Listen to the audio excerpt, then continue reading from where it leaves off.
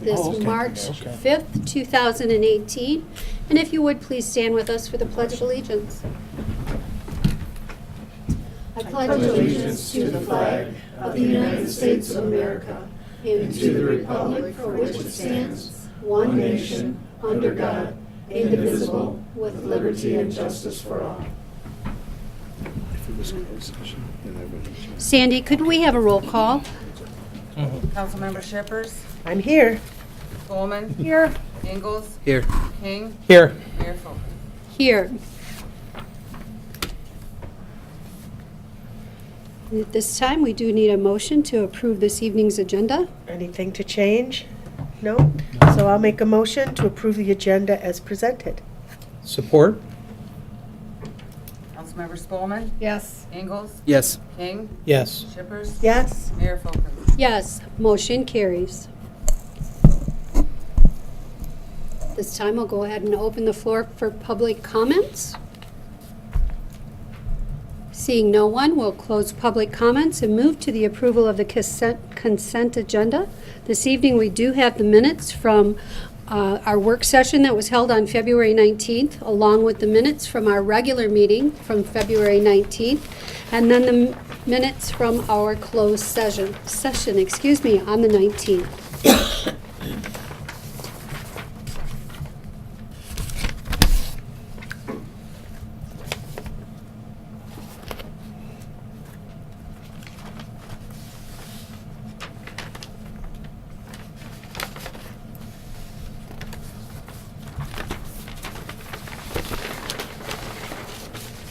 Make a motion to approve the consent agenda.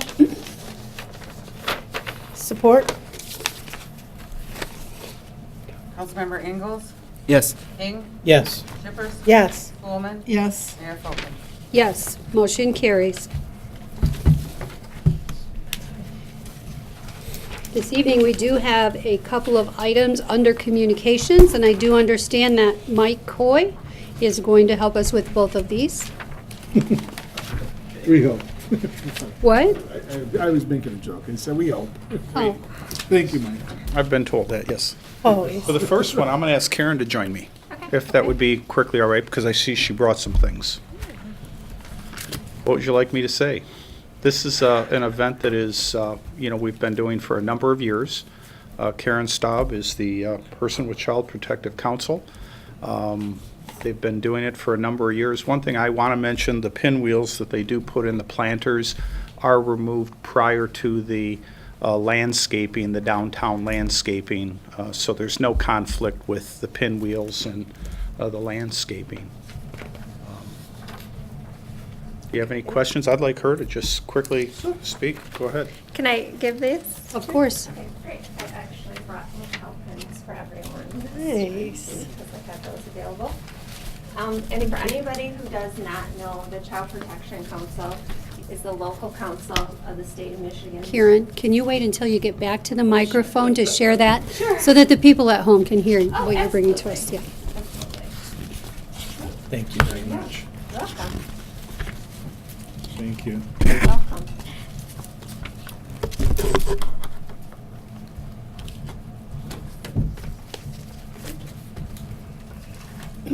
Sorry, I apologize. Oh, you're okay. For anybody who does not know, the Child Protection Council is the local council of the state of Michigan's Children's Trust Fund and National Prevent Child Abuse America. The Pinwheels for Prevention campaign comes under Child Abuse America, and it's done nationwide to try to kind of put a visual to child abuse and neglect and try to remind us that every child deserves a happy and healthy childhood, and we all play our part in that, in the prevention of child abuse. So this is, I think, the fifth year, maybe, that we're requesting to do that. And the pinwheels would be planted at the intersection of Harris and Mitchell in the 4 planter boxes there. Okay. Okay. And did you want to share that you're going to have a procession on that day? We will, yes, I'm sorry. It is set to start at 4 p.m. We usually start at Toy Town and just walk down the one block and plant the pinwheels. So it'll be April 3rd this year. I think that's a Tuesday at 4 p.m. This year, we are also doing a Culver's Benefit Night on the 2nd in the evening at that time. But the pinwheels will remain up for the month, and then we remove them at the end of April. Wonderful. Thank you. Thank you. Thanks. Okay. And then the second one? Do we do these separately, though? Oh, I Yeah, we should- apologize. If we can put you on hold for just a moment. Please do. And if someone would make the motion to approve the request. I'd go ahead. Oh, go ahead. I'll make a motion to approve the request from the Child Protection Council for the Pinwheels for Prevention program in downtown Cadillac, subject to conditions noted. Support. Sandy? Councilmember King, Yes. Shippers, Yes. Spelman. Yes. Ingalls. Yes. Mayor Folkins. Yes, motion carries. And now if we could move on to the second communication. The second communication is again one that we've been doing for a number of years. We do have a nice addition this year. We have a third business that wishes to participate in having sidewalk seating, cafe type, and that will be the new Raven Restaurant. So we do have a new, along with Herman's and Clam Lake Beer. I do like to point out that this has to do with businesses that serve food or beverages, have waiters, waitresses out there doing that. So, but they're the ones that this is specifically for. Do want to also mention quickly the sidewalks between the buildings and the curb cuts in our central downtown businesses. It's on average 16 feet. So getting the 5-foot clearance or 60-inch clearance that our ordinance in the state calls for passage, etc., is easily done. Okay. I have one question. Do like lampposts or trees change the clearance, or how do those factor in the clearance areas? Oh, they factor in. They factor in, and that's why the positioning is kind of important. It's kind of important. Do these temporary outdoor seating all get brought in every evening? They're supposed to only be out during business hours. I just wanted to add, for reference purposes, for the new restaurant this go-around, the Raven, this permit also covers the elevated outdoor seating area that'll be on the balcony. We did clarify with MDOT that they do in fact still require one to be in place, even though it's not at the street level. So this one covers both of them? Okay. Okay, thank you. I would go ahead and make a motion to approve the request from Clam Lake Brewery, Herman's European Cafe, and the Raven BBQ and Brewery to have sidewalk cafes in front of their businesses during the 2018 season, subject to the conditions noted. Support. Councilmember Shippers, Yes. Spelman. Yes. Ingalls. Yes. King, Yes. Mayor Folkins. Yes, motion carries. And that takes us to the city manager's report this evening. Thank you, Mayor and members of the City Council. The first item under the City Manager's report tonight is regarding a valve exercising equipment purchase request. The city originally was looking at acquiring a new sewer jetter. We had budgeted $100,000 in our annual operating budget for one accordingly. However, since receiving our new water asset management plan and water reliability study, we'd actually like to reallocate the funds that have been budgeted to buy valve exercising equipment that includes not just the sewer jetter component, but also the valve exercising piece. So it's basically a 2-for-1 purchase acquisition that we would like to do. We did send the request out for public bid. We received one bid back in the amount of $72,550 from E.H. Wax out of Lincolnshire, Illinois. There are funds available in our water and sewer fund, and our director is here should you have any detailed questions. Maybe just an explanation of what a valve exercising equipment is? Sure. What it is it's a piece of equipment that will actually go on our water valves. A lot of our water valves, if people don't know, it'll be a 6-inch water valve, 8 or 12. And unlike a wastewater valve, which is a quarter-turn valve most of the time, on a water valve, it's multiple revolutions to close it just a little bit. So an 8-inch valve might have about 30 revolutions to close it because you want that valve to close slow, and that's how they're designed. So when you have the guys out there and they're running in circles or doing this, their arms get super tired. And we're going to do multiple ones a day because of our asset management plan and the water reliability study. So this actually goes on it. The new ones actually have torque sensors, so it can actually tell when the valve's getting tight, and maybe there's something in the slides of the valve, and it'll back off and then go down again and back off until it actually seats the valve.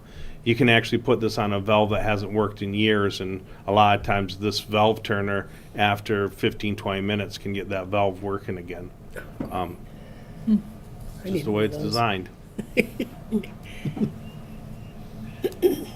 various things. I have a question, and it might be a silly question, but I'd just like to understand the equipment a little bit better.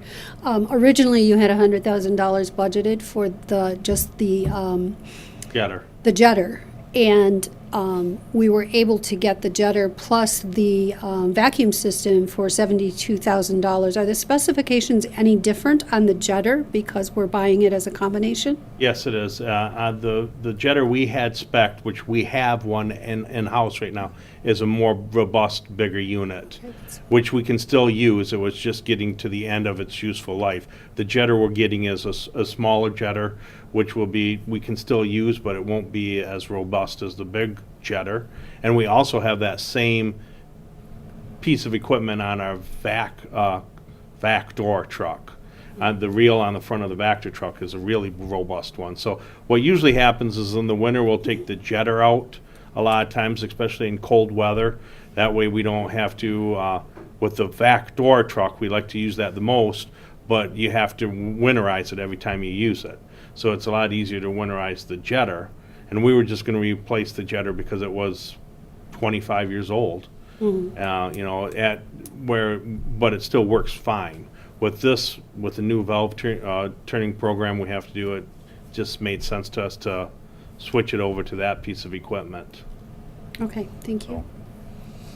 I'll make a motion to approve the purchase of the valve exercising equipment from E.H. Wax of Lincolnshire, Illinois, for the amount of $72,550.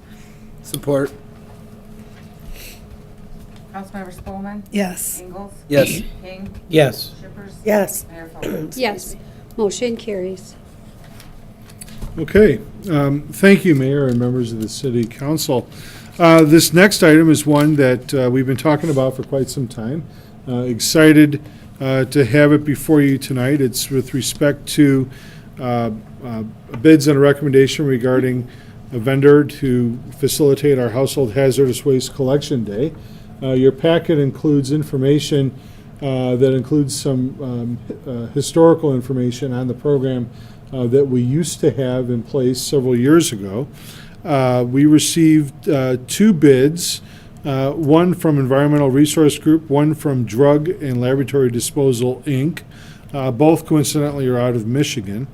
To try to summarize all the information in the packet publicly here, the Environmental Resource Group doesn't have a site fee, but they say that you have to collect at least a minimum of 5,500 pounds, and they charge you $1.10 a pound.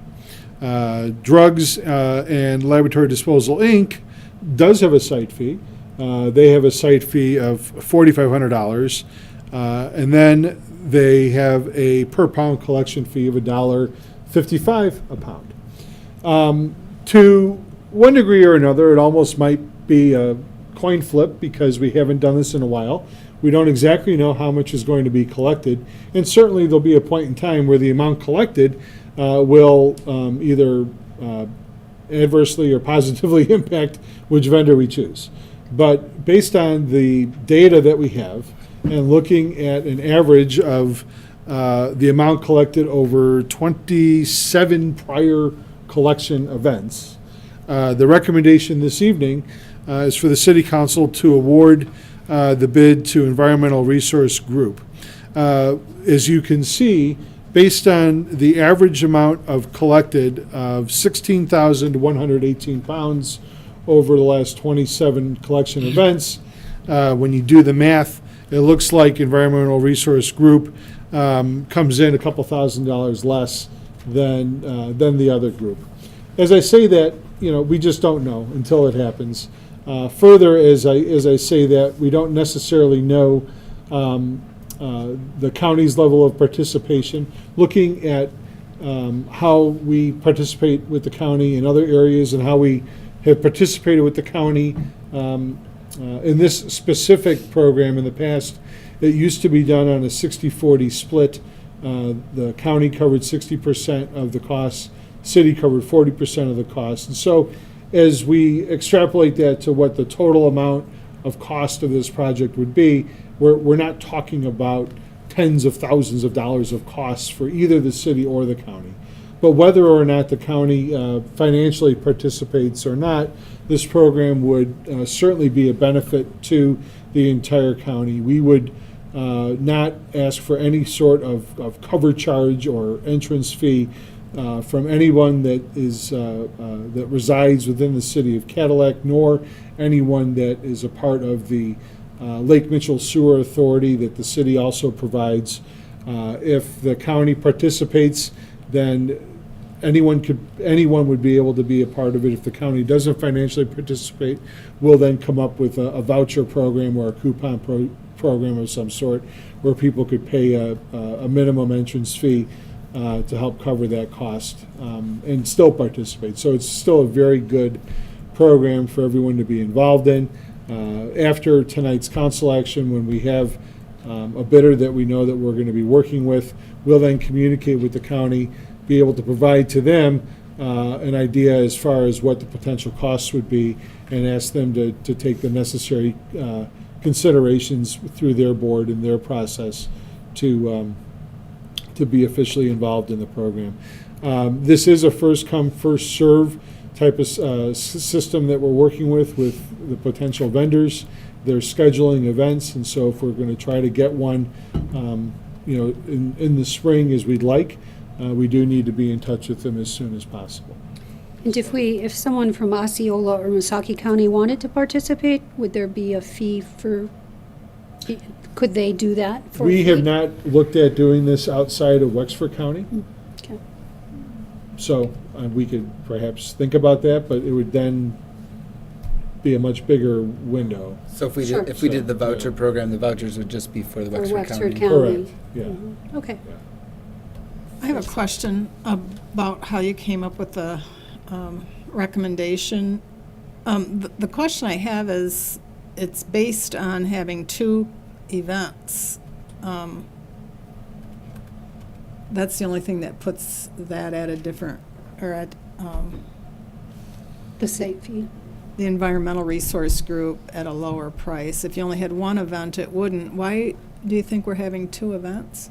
We had, if I can kind of, Yeah, sure. Jeff and I talked at length about that very question, about the merit of trying to have one event versus two, and from experience and just from a desire to achieve the most collection possible, because for us it's very, explicitly beneficial to our treatment system. The more we collect that stays out of there. So the thought was, that's been the history of the collection.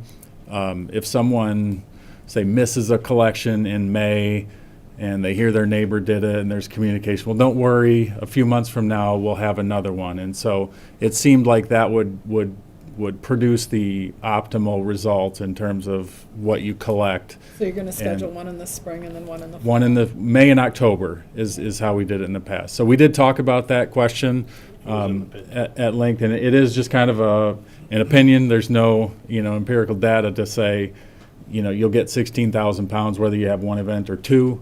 It's our thought that you would have more, you would more likely collect more if you did it a couple of times a year. That way the word would spread. It's not, well, wait 12 months from now, that stuff that's in the back of your garage, you can take it then. We would just be likely to get more. Plus, people question. use I a mean, lot that's of that true. stuff in the summertime. So if they get rid of all the old stuff in May, clear it out, and then if they're using painting or whatever over the summer, they have an opportunity to. And if they don't have to wait all winter and into the spring to get rid of it, they're less likely to say, well, I don't want to wait that long, I'm just going to dump it. Right, right. And it was in the bid, two collections. I mean, when we sent it out. That's the way you bid it. Yep, that was part of the bid, yep.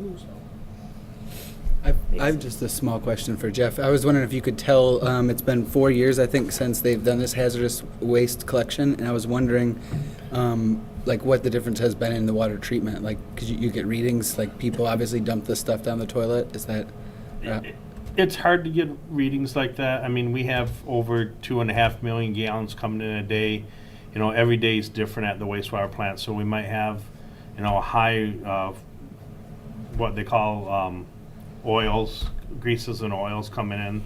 Actually, they call it fog, fats, oils, and grease coming in, which would be an indication of somebody dumping something. It could be paint. Every day is a little different, so we can't tell just because of the volume of water we're coming in. But I know, at one collection we had a vial of mercury come in that was, I think it was 3 or 4 pounds of somebody had collected of mercury, and with our current discharge permit, it would have took us 3,200 years to get rid of that amount if we would discharge the maximum amount every day. Oh, good Lord. So, that's a lot of work you don't have to do by just collecting that little vial, that you don't have to try to get that out, so, Thank you. Wow. yeah. Mercury's insanely And of low. our average, just to point out, because some of these are hard goods, batteries, aerosol cans, we gave you an average of about 16,000 pounds.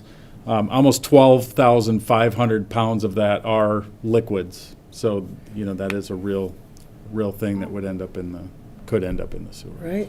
So Water you utilities are gonna be able to collect batteries. Yes, that's That's part good. of our collection. Awesome. So, and if it doesn't, to compliment Owen here, if it doesn't end up in our liquid in our water, it goes to the landfill and they bring us their leachate. Right. So it comes back in the leachate from the landfill, so either way, it's coming back. Good. I'm glad this is happening. It's great. So, we good? I'll make a motion to award the contract for household hazardous waste collection services to Environmental Recycling Group of Livonia, Michigan through December 31st, 2020 in accordance with their bid. Support? Councilmember Ingalls? Yes. King? Yes. Shippers? Yes. Spelman? Yes. Mayor Folkins? Yes, motion carries. Okay, thank you very much, Mayor and members of the City Council. The next two items, while they're separate, they are somewhat related.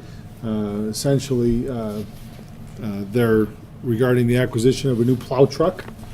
So we'll take them in order. So the first item is a request regarding a new tandem axle plow truck. We did receive 3 bids. The bid being recommended this evening is to GT, Grand Traverse Diesel Service, out of Traverse City, Michigan, for a 2019 Western Star at $114,500. There are funds available in our stores and garage fund, and the last plow truck vehicle that we bought was also a Western Star. And so we're very pleased to be able to recommend this specific type of vehicle that we are happy with and would like to continue with. So is there a trade-in being made on this purchase, or are we increasing our fleet to 5 of those? No trade-in, we're gonna sell one. They're not worth a lot by the time we're done with them, so. Okay, all right. Because I see in the next line item that you referred to all 5 trucks, so I wondered if we were. Yeah, so no, we're just gonna continue with 5. Okay. And we'll sell one. Actually, the last one, the utilities department bought and didn't end up having to buy themselves one. So we did Okay. something like that. And we've had some pretty good success with an online municipal bidding service that we'll use to sell these things, so. Thank you. And just to point out too, the one in 2016 was $5,000 more, so that I was surprised by that. So same truck, and this one has even a little more advantageous transmission, which I can't tell you the details because that's about as far. I know the word transmission, but that's about it. Anyways, better for what it will be doing in the way that it shifts, and it's actually $5,000 less. So, That's always good news. yeah. Make a motion to award the purchase of the tandem axle plow truck to GT Diesel Service of Traverse City, Michigan, according to their bid, $114,500. Support. Councilmember King, Yes. Shippers, Yes. Coleman. Yes. Ingalls, Yes. Mayor Folkins. Yes, motion carries. Thank you. So the next item is now regarding the dump body and the snow maintenance equipment that we will then be putting on top of the truck that you just awarded us and authorized us to acquire. In this instance, we received 2 bids. The difference between the bids was approximately $3,600, and our recommendation this evening is to go with the higher bid for the 3 bulleted reasons that are in your packet. And I'll do my best to summarize them for the public record. The packet, of course, is also part of the public record as well. So the first bullet point is that the bidder that we're recommending that we go with is selling a Monroe Products, and Monroe Snow Maintenance Products is currently the type of equipment that we're using on our other vehicles. In fact, on all of the 5 vehicles, or this would be on all the 5 vehicles that we would have, it would make it nearly identical. Secondly, utilizing that firm, they have very fast turnaround and reliability of parts when needed. And so that's definitely of a benefit. It enhances our availability and our opportunity of being in service when we have to be and not out of service during snow emergencies. And then thirdly, it's a proven vendor for the city, again, is written on this critical type of equipment. We've had great experience with the vendor, according to our Public Works Department, and they've been able to meet and exceed our expectations and timelines. The price difference, again, is around $4,000. It's $3,599.97, or 4% between the low bid and the high bid. We do believe that for the reasons that are specified within your packet, there are some significant advantages to us in going with Truck and Trailer Specialties, and therefore utilizing the provisions in our code that allow us to make recommendations to go with a higher bid and not always take the lower bid. This is one of those instances that we would like to exercise that ability for us to do that. Dollars are available in our stores and garage fund for this purchase.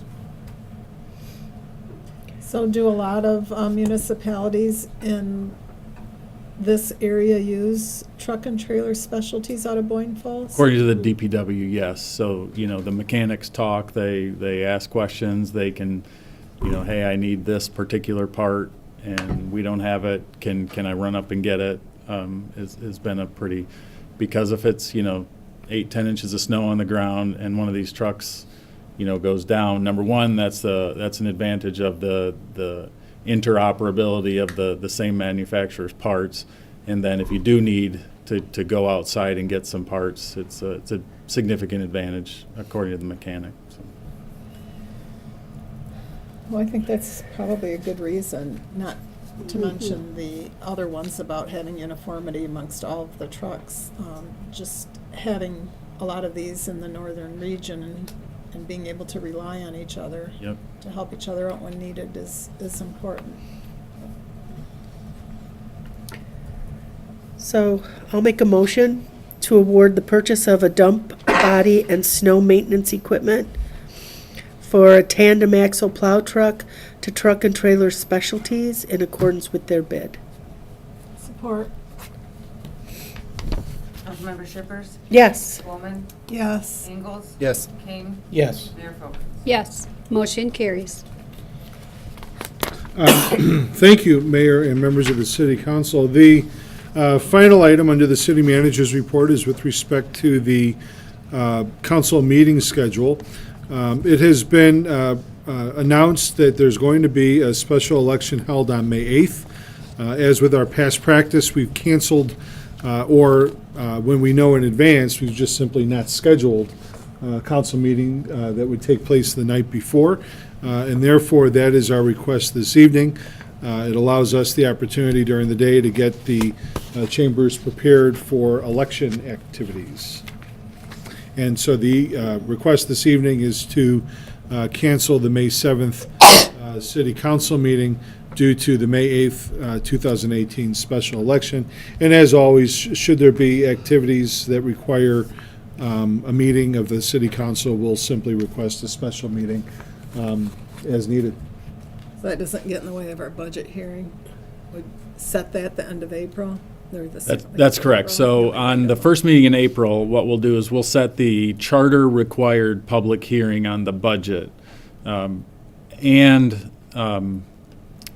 Then we'll set that actually for the middle of April. That's required by charter to have that public hearing.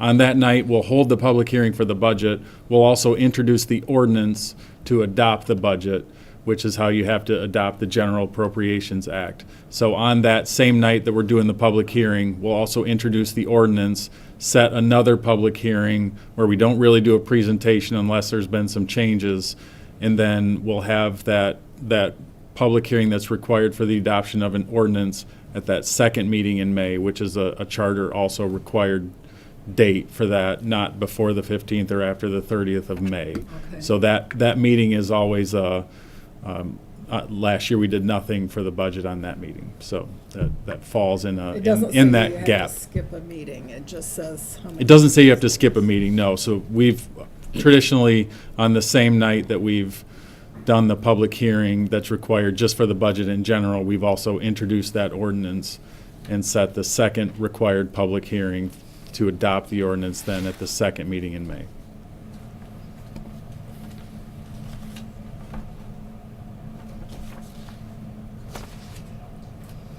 Well, I'm okay with that. If, unless, we saw a lot coming at us for the month of May, then I would say, why don't we try for Wednesday evening? But if we're not anticipating that, I don't have a problem just canceling that one.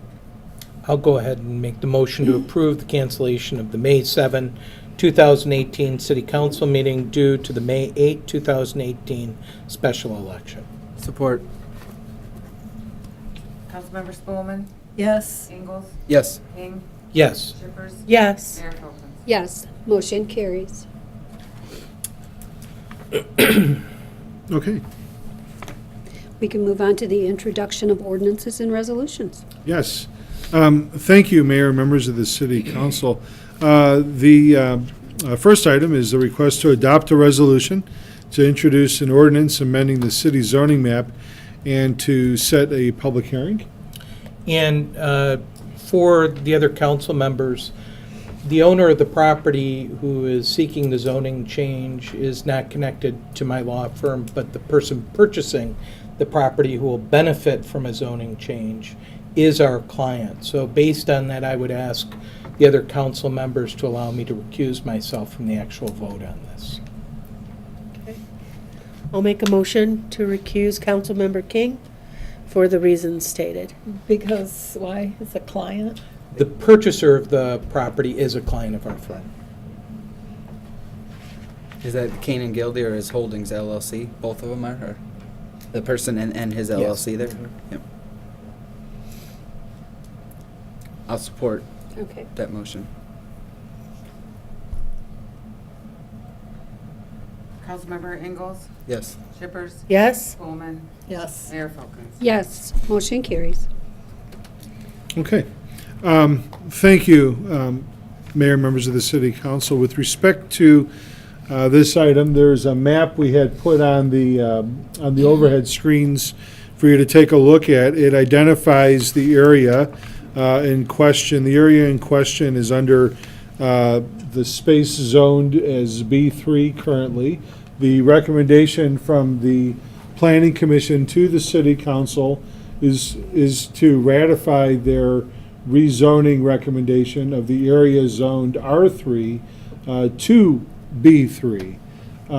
Interestingly enough, it was brought to my attention that during the environmental study that was done on the site that went back all the way to 1906, there's never been any residential property on that site, on that area, that slab of pavement that's identified as the R3 zone.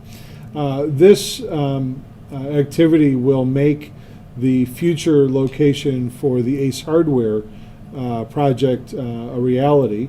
Their project includes a complete rehabilitation of the existing structure that you see there under the B3 block, including an addition to that structure to make it a little bit larger. In total, the total square footage of the three combined lots is just under 31,000 square feet. Also, just wanted to note that there was support from the DDA and two immediate neighbors in doing this. There was no objection from any of the neighbors. And we're here to recommend this evening that this, as a part of your public hearing, obviously, that we're going to set, be approved. And that kind of brings me full circle to what we're doing tonight, which is, setting the public hearing for this item. And the date for that would be April 2nd, 2018. Because it is a zoning item, we do skip a meeting. We do publish it twice. And that next meeting date would be April 2nd. I can't So- figure out where that is.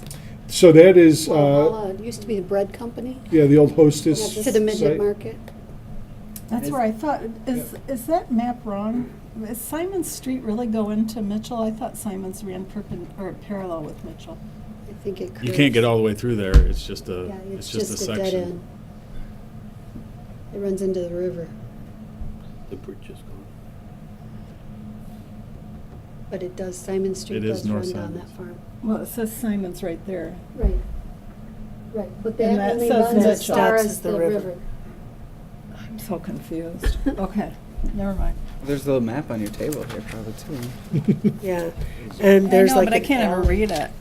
There's an alley back there now.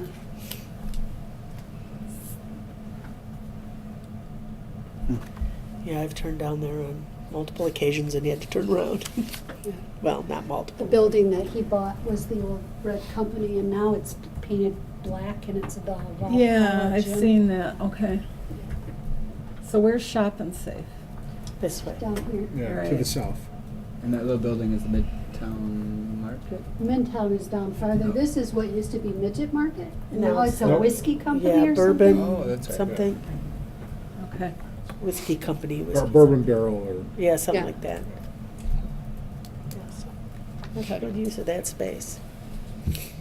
All right, I will make a motion to adopt the resolution to introduce ordinance amending the city zoning map and set a public hearing for April 2nd, 2018. Support. Councilmember Shippers? Yes. Spelman. Yes. Ingalls? Yes. Mayor Folkins? Yes, motion carries. Thank you, Mayor and members of the City Council. The next item is a request to adopt a resolution to approve our record retention policy. A copy of that policy is in your packet, and I'm going to ask Owen Roberts, our Finance Director, just to provide the overview. Yeah, so the impetus of this actually came about, we had scheduled Mike's office to come just do some additional training for some of our staff, some of the newer staff, with some specific questions on document retention. And as part of that, they pointed out that we had actually taken the state's retention schedule and adopted it pretty specifically as our schedule. And so ours wasn't up to date with the latest version from the state. So she actually came, did the training on the new version with the expectation that we would soon then bring this before council to get the most recent version approved by the city council. So what the action then does tonight is it actually adopts it in reference to the state's policy. So we won't have to continually follow the state's updates to it. It just references the policy in general from the state. That's what the policy that you're looking at does. The City of Cadillac record retention policy adopts the schedule that is approved by the state administrative board.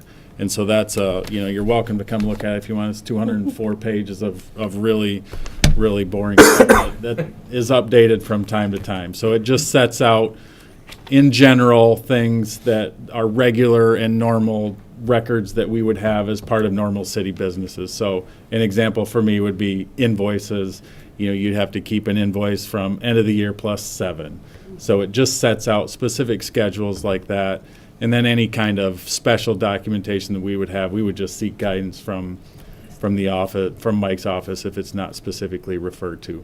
So what it's doing tonight is we had already had a policy adopted by originally the Michigan State Administrative Board, but theirs had been updated and ours had not. So now the policy just refers to theirs, so we won't have to continually watch it and keep it updated.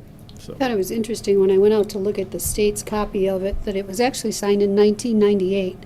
And the latest update to that was 2010. There hasn't been any updates to it since 2010. Must be working. Must be, yep. All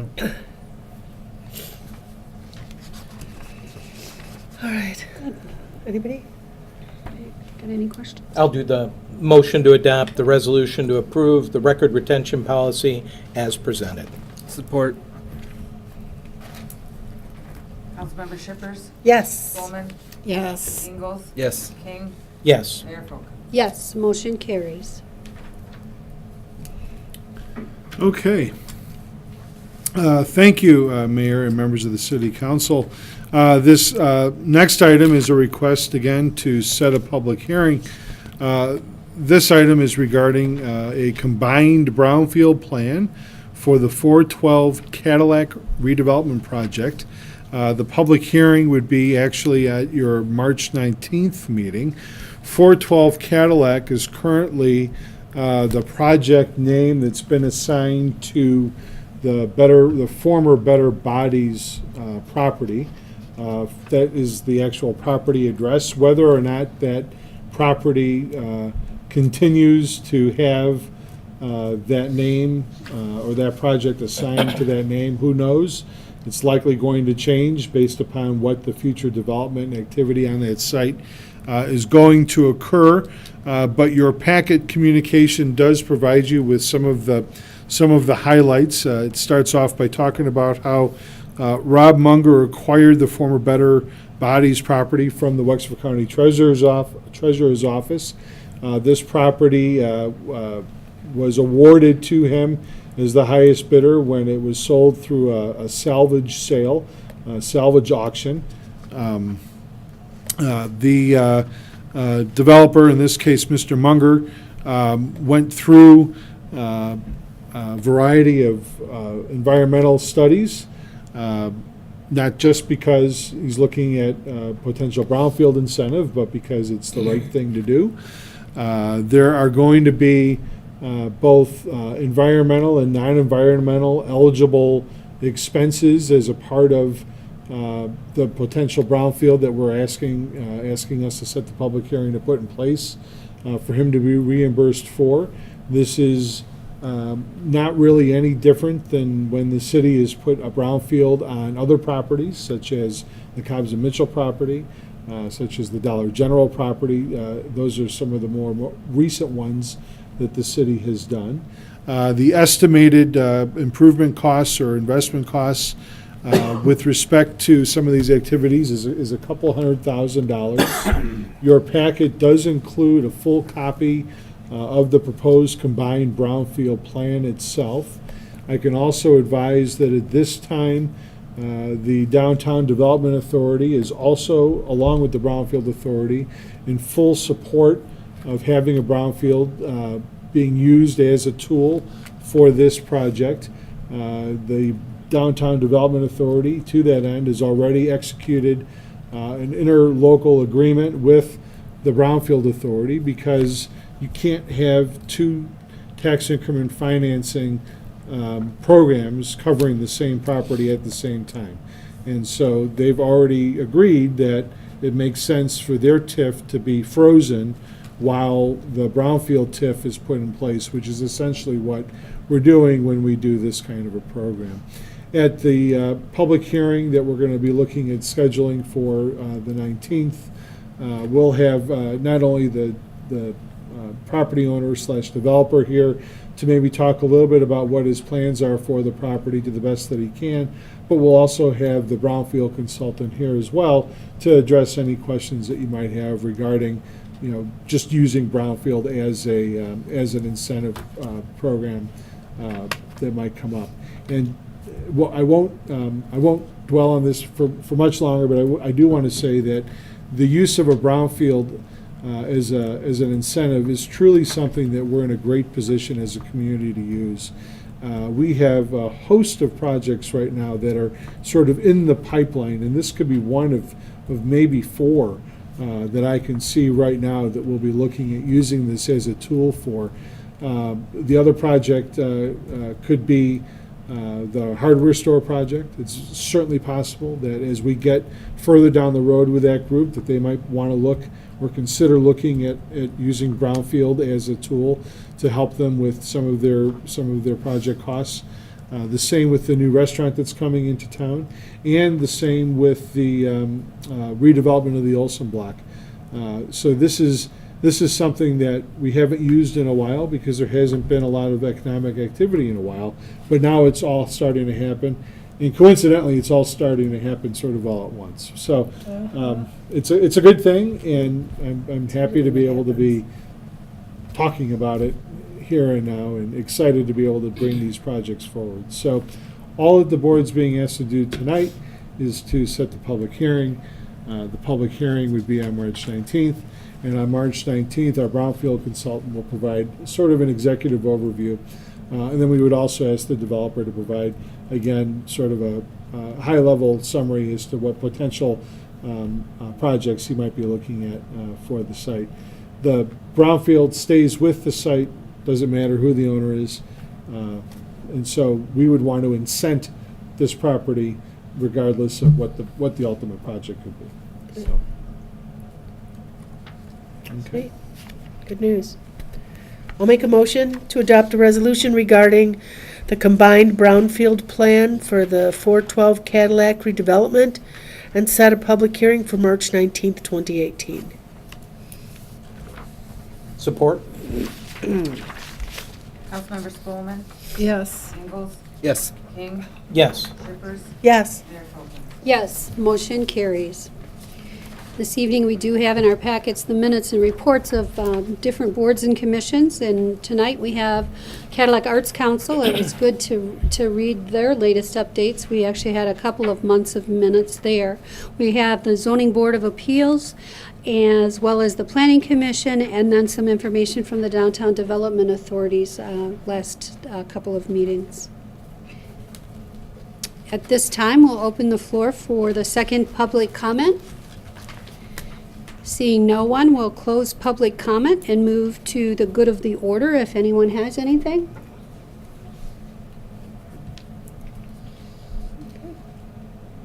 No? Okay, if not, we do need to go into closed session this evening. If someone would like to make that motion. I'll make a motion to adjourn to closed session for a strategy and negotiating session connected with a collective bargaining agreement and invite Todd Keyway.